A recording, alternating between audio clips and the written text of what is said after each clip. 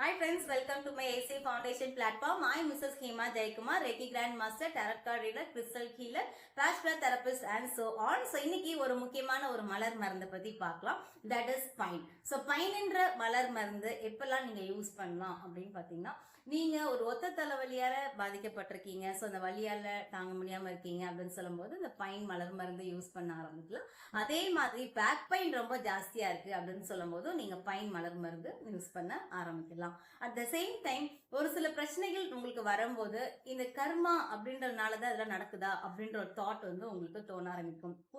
போன ஜென்மத்துல நான் ஏதாவது பாவம் பண்ணிருக்கேன்னு தெரியல, எனக்கு இந்த மாதிரி விஷயங்கள்லாம் நடக்குது அப்படின்னு உங்க மனசுல தோணுது அப்படின்னு சொன்னா கண்டிப்பா அது உண்மையதான் இருக்கும். சோ அந்த ஒரு கருமால இருந்து எப்படி வெளியில வரலாம் அப்படின்றத நான் வந்து சொல்றேன். இது அன்னதானம் நீங்க செய்ய ஆரம்பிங்க.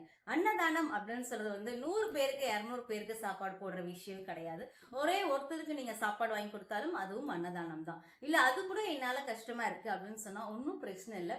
விலங்குகளுக்கு நீங்க வந்து உணவு வாங்கி தர ஆரம்பிக்கலாம். சோ விலங்குகள் அப்படின்னு சொல்லி பாத்தீங்கன்னா ஒரு சின்ன ஒரு எறும்பா இருந்தாலும் சரி, இல்ல ஒரு அணிலுக்கு நீங்க சாப்பாடு வைக்கிறதா இருந்தாலும் சரி, காக்காக்கு சாப்பாடு வைக்கிறதா இருந்தாலும் சரி, இல்ல வந்து டாகுக்கு நீங்க சாப்பாடு வைக்கிறதா இருந்தாலும் சரி, இல்ல வந்து பசு தட் இஸ் கவுக்கு நீங்க சாப்பாடு வைக்கிறதா இருந்தாலும் சரி, அதுவும் அன்னதானம் தான். அந்த மாதிரி நீங்க பண்ண ஆரம்பிச்சாலும் உங்களோட கர்மா வந்து ரெடியூஸ் ஆக ஆரம்பிக்கும். ஸோ ஹெல்த்தியாவும் ஹாப்பியாவும் என்னைக்கும் வாழுங்க.